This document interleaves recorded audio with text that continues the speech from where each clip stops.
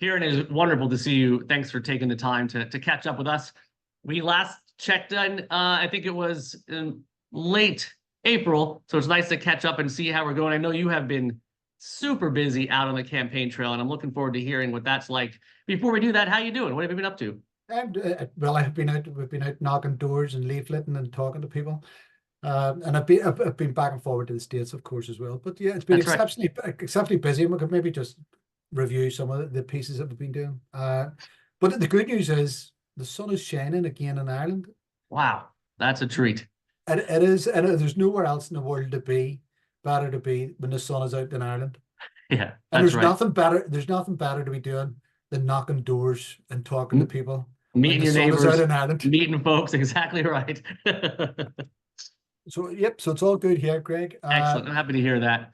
Yeah, you mentioned you were over at the States. We had a great visit to Springfield, Massachusetts, and Westfield. You want to give us a quick review of what that was like? Yeah, so Mary Lou McDonald, the Sinn Féin president, and I must admit I didn't quite get the significance of it, but had been asked to give the commencement speech at Westfield Yeah, University.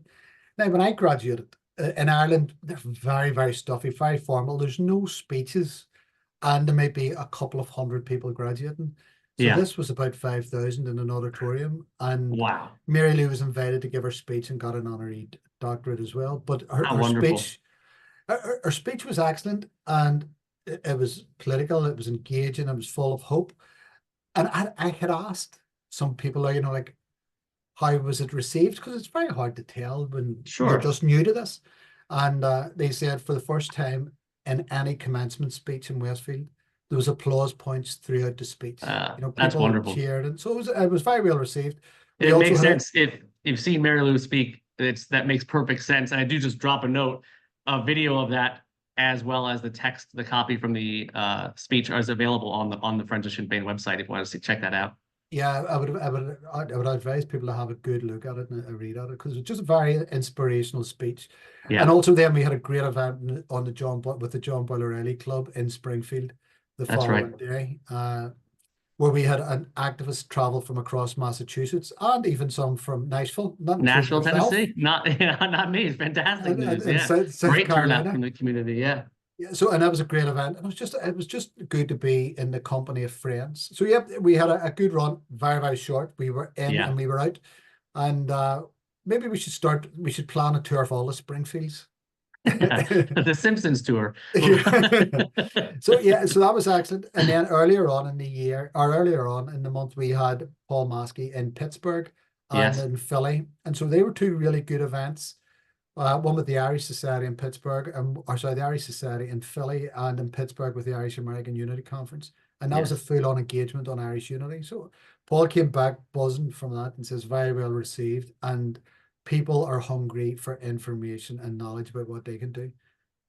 And just to show that, Greg, that you're not parochial, we also had Alec Maskey in Montreal Yes. speaking at an event as a commemoration for the famine on it's called the Walk to the Rock. So that was very well attended. Alex spoke at it, and he also had the opportunity to meet with both state and federal representatives. So Yeah. yeah, it's been, besides the elections and besides the day-to-day politics that we deal with, we have had people on the air and on the ground across the States and Canada. And like you say, the community turns out, and when they do, the topic of conversation is how do we get engaged in the unity, the work towards unity, and what's the latest. There was also a great event in Rhode Island. We saw the Hunger Strike Memorial. Folks sent in their photos and a report from that event. We didn't have a speaker there, but again, the community turned out. The community put on a wonderful program and really spoke to where we are right now. Yeah, and it's fascinating how all of these issues take a life of their own, or find a seed somewhere and grow. So Yeah. also, like Hartford, Connecticut, just had a commemoration for Michael Gahan, the hunger striker Yeah, who that's right. died. Yeah.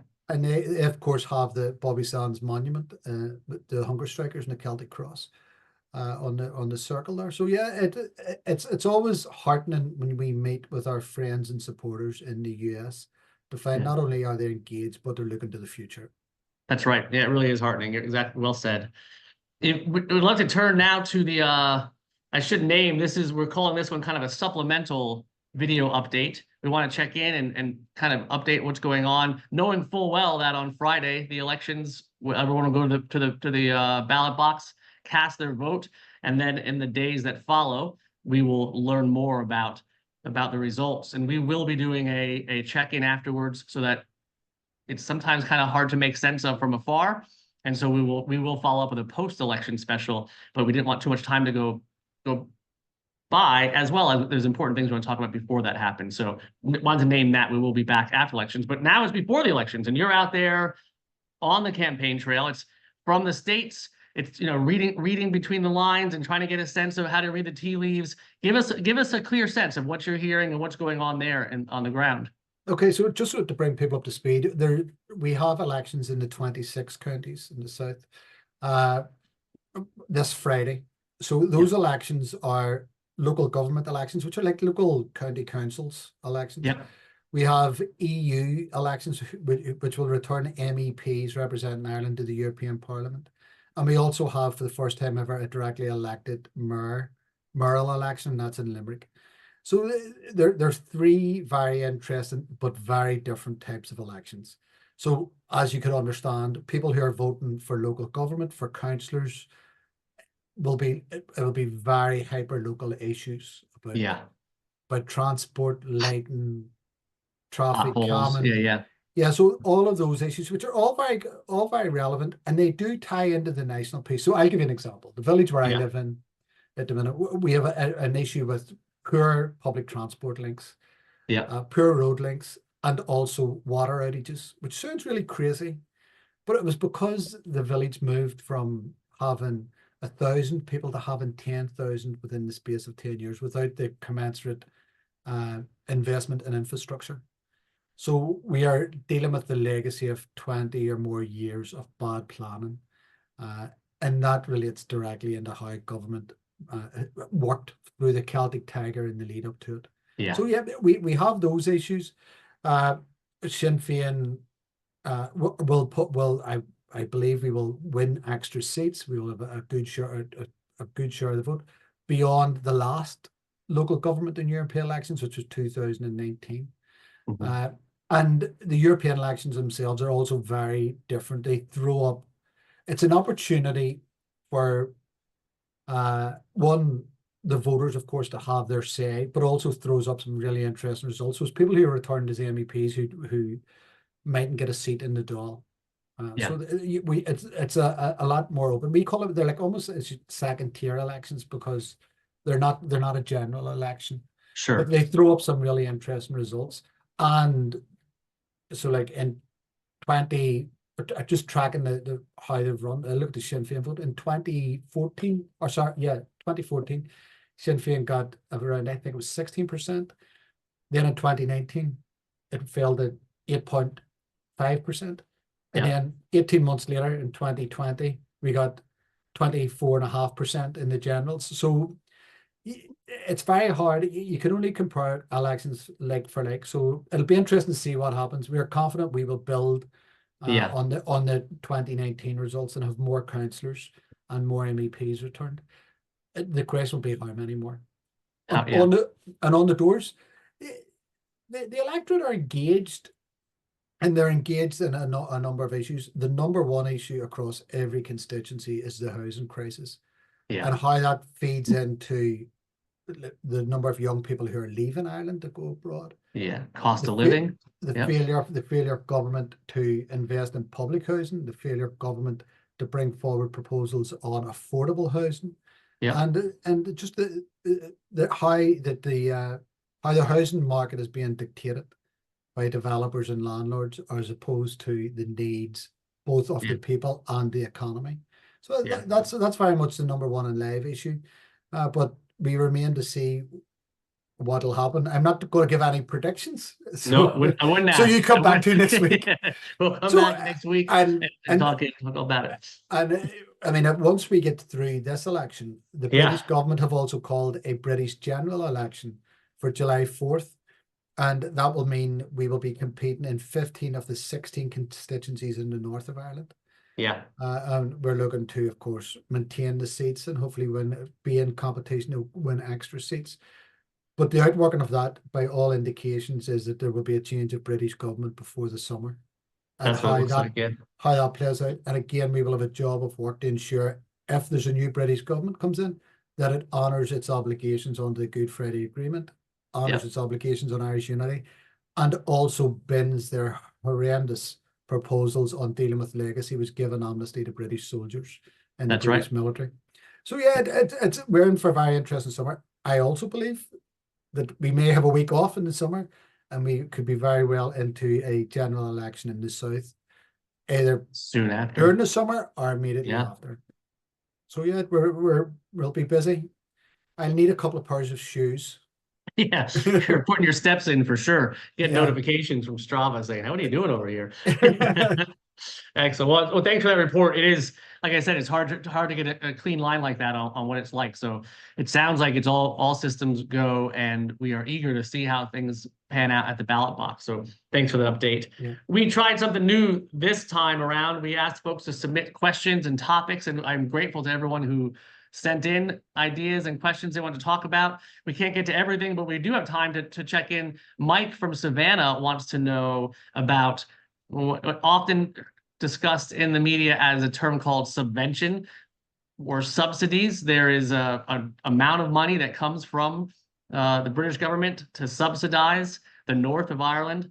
If Irish unity happens, where will that subsidy come from, or what's being done to work on that part of it all? Mike wants to know. So thanks for submitting the question, and we'll try to dig in a bit.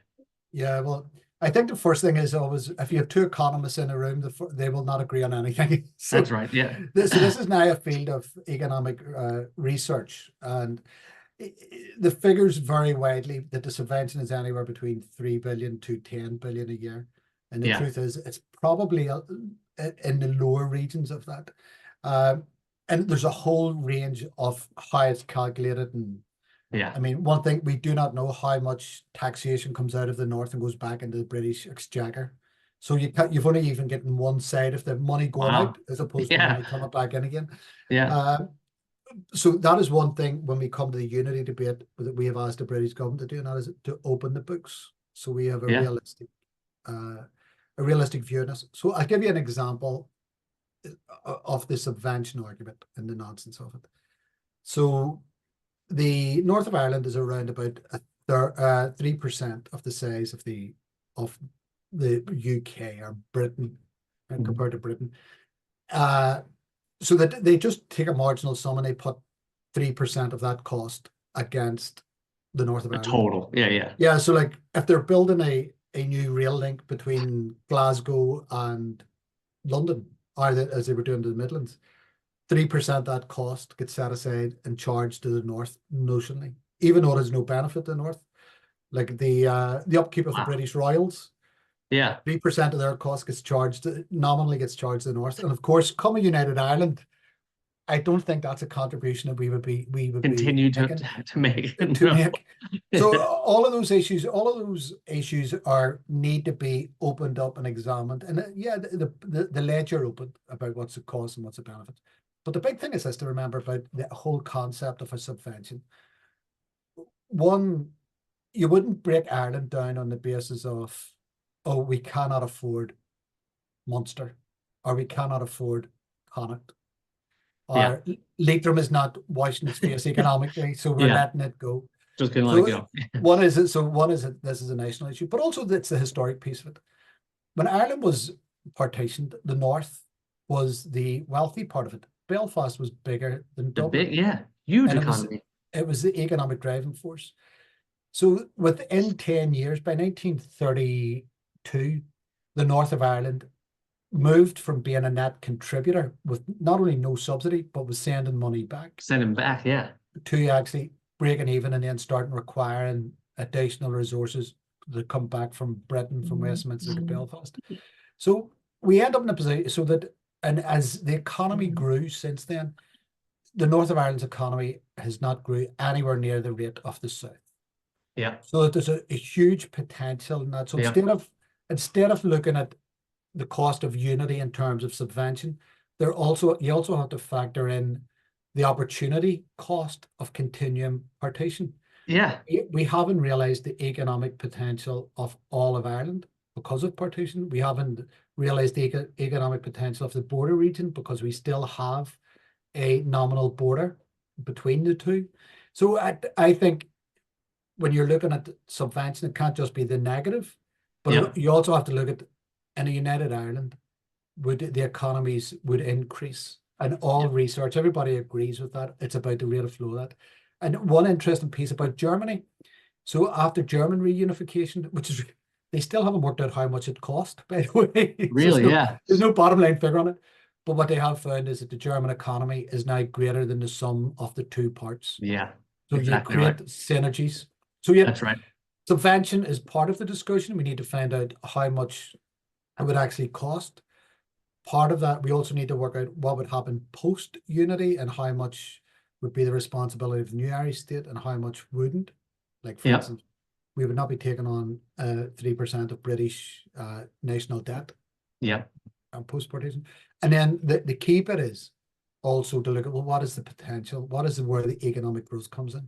Yeah. And for me, the absolute bottom line in all of this discussion, partition never made any economic sense. No one said both parts of the island would prosper Are or going to would be do better better. separate. Yeah. No one has ever produced that as an argument Yeah. with any. So I think, I hopefully that deals with subvention in the round, but also it has to be part of that larger discussion about the economic Yeah. potential of I Ireland. think, like you say, I wasn't, I'm reading a lot about this, and I wasn't aware that we haven't seen the books to identify what's going back to the, so there is so much more to learn before we can start making blanket statements about what the numbers are. And this is a live topic. There's not an answer. This is how much it costs. It's part of the debate around unity. This has to be investigated, and smart people have to come together to say, well, how do we do this? This isn't something we can Google. How much does it cost? This is work we have to work out. To that end, I looked distracted there for a second. I want to make sure I had the date right. This question specifically, on June 28th in Belfast, the latest Commission on the Future of Ireland will be discussing Irish unity and an all-Ireland economy. You have Pierce Doherty, Connor Murphy, and others to be discussing specifically how is this going to work? What does the economy look like? Tapping into the unmeasured and unmet potential of the North. What does that look like moving forward? And I'll also plug Rose Conway Walsh she sits on the Good Friday Agreement Committee. She recently participated in hearings to discuss this topic specifically. There was a report that came out that claimed that it would be very expensive. The committee dug in and found not only was it not accurate, it just was flat out wrong. That video is available on our website, as well as Dr. John Boyle, I believe, has a report in examining this. John Doyle. Pardon me, Dr. Doyle. There's a report you can read, link there on our website as well, to dig in for more information specifically about this really important topic. Yeah, and the key bit is, like, if you're making one, is that you're never going to reach a point where you're saying, oh, you're going to be $10 better off in United Ireland, and everybody goes, that's the clincher. Yeah, so it's not going to be it's not going to be yeah. that type of ledger debate. But the key bit is, no one makes it, when you're doing a cost benefit analysis, you have to do both sides. Yeah. And you can't just bill it as a cost. Yeah. So you have to get realistic costs, which we don't have, and we don't also then have the benefits. But being no doubt, the benefits are there, and partition has failed both parts of the island Exactly and right. the border regions. Yeah. Well, thank you very much for that. Thanks for submitting the question, Mike from Savannah. Thanks to all of you who submitted questions. We will hopefully be able to dig into some of those in the future and keep sending those in. Ciarán, good luck out there on the trail. Just make sure you're stretching, staying hydrated, keeping that knocking wrist limber, right? This has been, whatever the results will be of this has been the nicest weather I think I've ever campaigned in. Excellent. Well, You know, and it's just been really, really, really good, to the point where I might end up at a tan. A little bit of a suntan. That's great. How's weather looking for Friday? Can anyone predict that? Yeah, so it seems to be the good weather seems to be to continue, and of course that means people are in good form. So That's right. We'll see how we get to. We'll see where the results land. As I expect some interesting results to emerge. Hopefully, Sinn Féin will I'm confident we will do better than we done in 2019. We will gain seats on Great. local councils and in Europe. And the question will be how far. Excellent. Thank you again for taking the time, taking a break from knocking on those doors, Aye. giving us an update. Get back out there, and we will talk to you again after the elections. Good luck, and talk to you soon. Thank you, Ciarán. Okay, thank you.